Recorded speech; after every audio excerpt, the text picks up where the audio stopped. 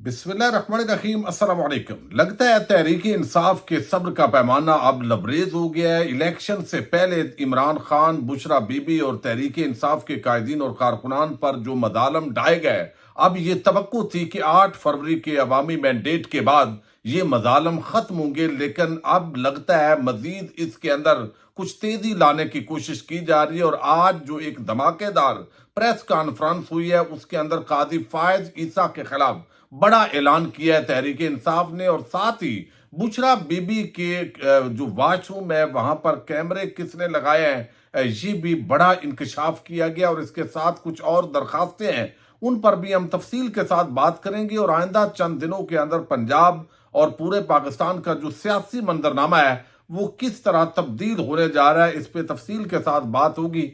लेकिन इसके साथ एक और बड़ी डेवलपमेंट है और उसका ताल्लुक आज की अदालती कार्रवाई से। और आज जो अदालत के अंदर जो कुछ हुआ है और जिस तरह जो वकील हैं वो भागे हैं, और फिर जो सलमान अकरम राजा हैं उन्होंने जज और वकील को क्या कहा है, ये बड़ी दिलचस्प सूरत हाल है। इस पर भी बात करेंगे। उम्मीद है आप वीडियो समाप्त करेंगे और अपने कीमती फीडबैक से जरूर आगाह करेंगे। एक तो आप देख रहे हैं कि जिस तरह ईरान और इसराइल का जो तनाज़ा है उस पर पाकिस्तान के अंदर बदकिस्मती से मसल की बुनियाद पर बहुत सारी औच्छे हथकंडे आजमाए जा रहे हैं, जो कि मैं समझता हूँ इंतहाई गलत बात है। और दूसरा ये कि पाकिस्तान तो ख़ास तौर पर जो है वो हमें इस पर बात नहीं करनी चाहिए, चूँकि हम कोई इसराइली तो नहीं है, उन इसराइली नवाज भी नहीं है।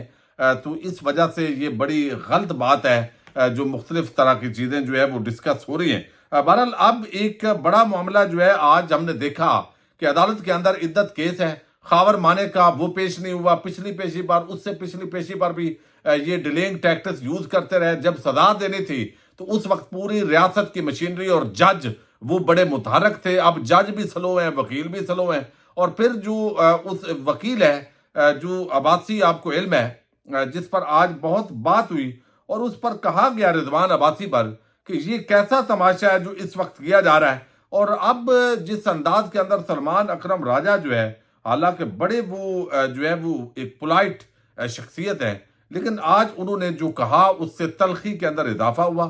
तो तकरार हुई अदालत के अंदर, जज को वादे किया गया कि ये जो फिक्स्ड मैच है ये नहीं होना चाहिए। ये इशारे किनारे के अंदर जज साहब को समझाने की कोशिश की गई, जो उस बंदे ने कहा वो कर लिया जाता है। और अब जो है सलमान अकरम राजा ने कहा कि दौरान इद्दत निकाह को जो वकील हैं रिजवान अब्बासी, उन्होंने कहा इसको आम केस समझा जाए। यानी जब सजा देनी थी तो उस वक्त के जज को तो ये बात तहरीक इंसाफ वाले समझा रहे थे, लेकिन आपने कहा ये आम नहीं, ये खास केस है। तो अब जब अपील लेने का वक्त है, जब जो है वो रिलीफ लेने का वक्त है, तो उस वक्त आप कहते हैं आम केस समझा जाए। यानी लंबी तारीखें जैसे अदालत देती है वो दे, ये आम केस है। ट्रायल जितना तेजी से चला है क्या वो आम था? 2 दिन सिविल जज सुबह अडयाला जेल दाखिल हुए और रात को निकले। सिस्टम को इस्तेमाल किया गया, मजीद इस्तेमाल ना होने दिया जाए। कल नहीं तो परसों तक समाअत मुलतवी कर दें। वकील सलमान अकरम राजा आज बड़े गुस्से में आए हैं, जो इमरान खान के वकील हैं। फिर रिजवान अब्बासी की एक बार फिर रिजवान अब्बासी ने कहा जी मई तक इसको मुलतवी कर दें, मेरे बड़े आम केसेस हैं, मैंने ये करना है। मई क्यों, कल तक समाअत मुलतवी करें। दलाल दोहरा रहे हैं, केस में रह क्या गया है। गायनाकोलॉजिस्ट पर इंसाइक्लोपीडिया खुला हुआ है। इद्दत केस को इल्तवा करने के लिए जो है वो ये सूरत हाल आज डेवलप की गई। अभी तो तारीख नहीं दी, भाग कैसे गए रिजवान अब्बासी? क्या हो रहा है? ये कानून को नाफज करें, बगैर इजाजत अदालत से चले गए। रिजवान अब्बासी भाग गए, इन पर तो इन्हें अदालत की कार्रवाई होनी चाहिए। रिजवान अब्बासी को इतना एतमाद है कि उनकी इस्तदा मंजूर कर ली जाएगी। ये जज साहब को सुनाई है खरी खरी आज उन्होंने, और वो कहते हैं कि उसको यकीन है कि जज साहब आप पर एतमाद है उसको इतना कि आप उसको रिलीफ देंगे। और हम बहुत ज्यादा रंजीदा हैं आज इस रवैये पर। कल मैंने भी एक कत्ल का केस सुनना है, 25 अप्रैल तक कर दें मुलतवी, क्वेश्चन मार्क जज साहब ने किया। जज शाहरुख अर्जमंद जो है उसने रिजवान अब्बासी से पूछा अच्छा कल मैंने भी सुनना है तो 25 तक कर लें। तो फिर रिजवान अब्बासी के कहने पर जो पेश नहीं हो रहा था, जिसने लंबे लंबे सारे सफात पढ़ने शुरू कर दिए, डिलेइंग टैक्टिक्स यूज किए, और जज साहब बिल आखिर उसी जाल के अंदर आए या लाए गए या मजबूर थे। बहरहाल वो आज काफी तलखी हुई अदालत के अंदर, लेकिन बिलाखिर हुआ वही जो जज साहब और जो खावर मानेका का सरकारी वकील है बेसिकली जो चाहता था। और इस पर आज जो प्रेस कॉन्फ्रेंस हुई है तहरीक इंसाफ के कायदीन की, जिसके अंदर रऊफ हसन थे, नईम पंजुथा थे और उनके साथ जो है वो आज खालिद खुर्शीद थे। इस प्रेस कॉन्फ्रेंस के अंदर बड़ी सख्त बातें की गई हैं। अमूमन तहरीक इंसाफ के जो लोग हैं वो जरा नरम बातें भी कर रहे हैं, लेकिन आजकल उनको भी लग रहा है कि जो 8 फरवरी के इलेक्शन हुआ उसके बाद जो रिजल्ट आया तो तवक्को थी कि रियासत के इदारे जरदारी और शरीफ माफिया के जो है वो इम्प्लाई बनने की बजाय पाकिस्तान की अवाम के मैंडेट के साथ खड़े होंगे।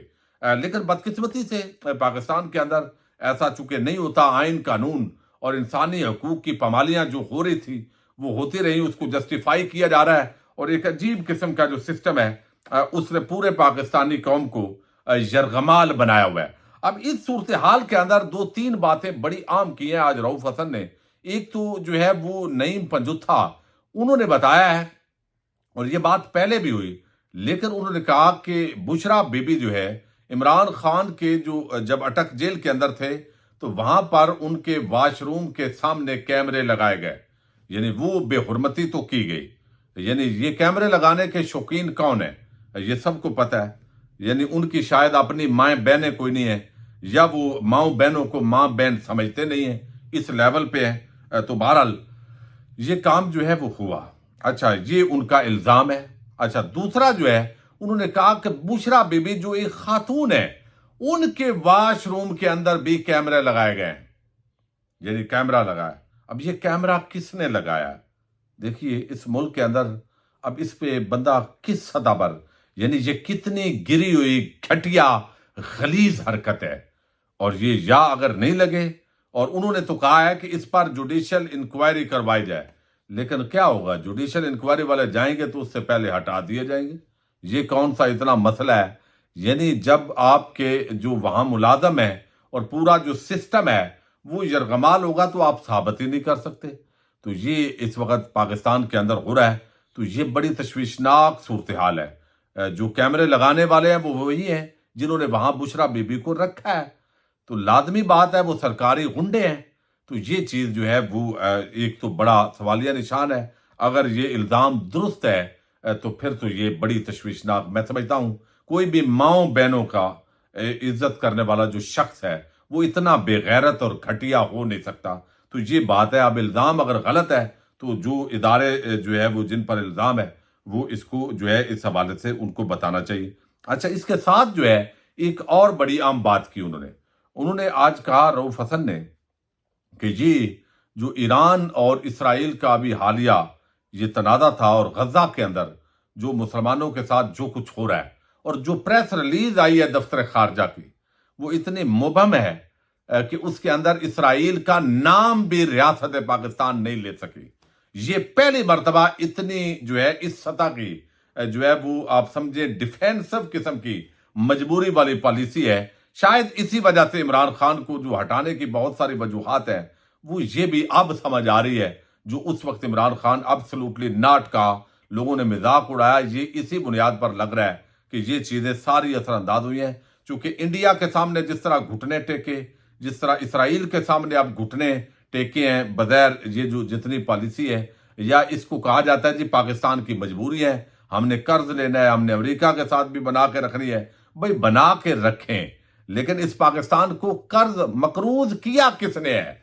ये भी तो आपने किया है। तो ये भी जिम्मेदारी तो आप यानी इस नेज पे पाकिस्तान को लेकर आए हैं इस सारी सूरत हाल के अंदर। अच्छा, फिर उन्होंने कहा है कि हमें ये इतलात है कि कादी साहब आइंदा चंद दिनों के अंदर पार्लियामेंट के अंदर ये मूव शुरू हो जाएगी कि ये जो जजेस हैं सुप्रीम कोर्ट ऑफ पाकिस्तान के चीफ जस्टिस, उनका जो टेन्योर फिक्स किया जाए और उसके अंदर जो है वो 3 साल के लिए उनकी एक्सटेंशन होगी या 3 साल का टेन्योर कर दिया जाएगा। तो कादी साहब चूंकि अंधे गूंगे बहरे बने हैं, उन तमाम मजालम के अंदर जो इस वक्त जो है वो लग रहा है, तो उनका कहने का मतलब है कि कादी साहब मुकम्मल कंप्रोमाइज्ड है। और वो उन्होंने कहा है कि इस मामले के अंदर चूंकि वो ना सुनते हैं ना वो देखते हैं, 45-50 साल पुराने तमाशे और जो केसेस हैं वो उनको याद है, उस पर तमाशा लगाते हैं। تو قاضی صاحب کی جو ایکسٹینشن ہے اس کی تحریک انصاف بھرپور مخالفت کرے گی. یعنی ہم جنگ لڑیں گے پارلیمنٹ کے اندر بھی، پارلیمنٹ کے باہر بھی. قاضی صاحب کی جو توسیع ہے وہ ہمیں ناقابل قبول ہے، اور یہ آج باضابطہ طور پر چیف جسٹس قاضی فائد عیسیٰ کا نام لے کر تحریک انصاف نے کھل کر اپنا پالیسی سٹیٹمنٹ دیا ہے، اور انہوں نے بتایا ہے کہ قاضی صاحب کی ایکسٹینشن نامنظور ہے. پارلیمنٹ کے اندر بھی اور پارلیمنٹ کے باہر بھی ہم اس پر اپنی جنگ لڑیں گے.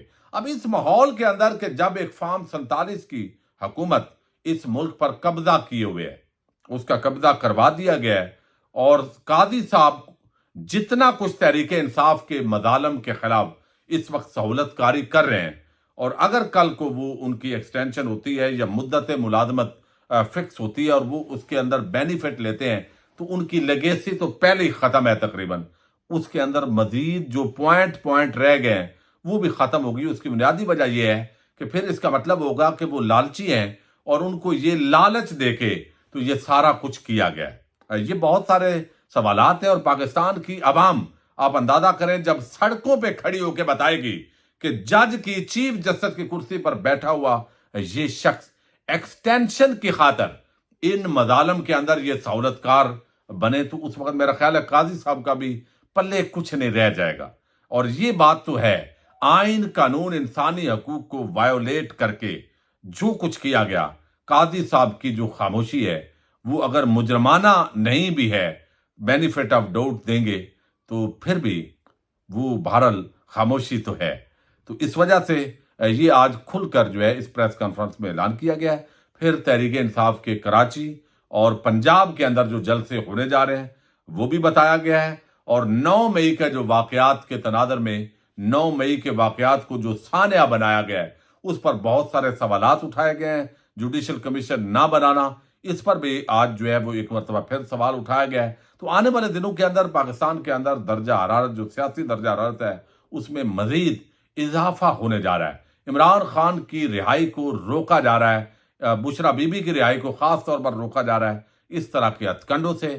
اور 6 ججز کا جو خط ہے اس پہ بھی بات کی گئی. پھر بھاول نگر کا جو سانحہ ہوا ہے 9 مئی کے بعد 10 اپریل 2024 کا سانحہ، اس پر جو مٹی ڈالو پروگرام ہے اس پر بھی آج کھل کر بات ہوئی ہے. بہرحال دیکھتے ہیں آنے والے دنوں کے اندر مزید کیا ڈیولپمنٹس ہوتی ہیں. پاکستان زندہ باد، پاک فوج پائندہ باد.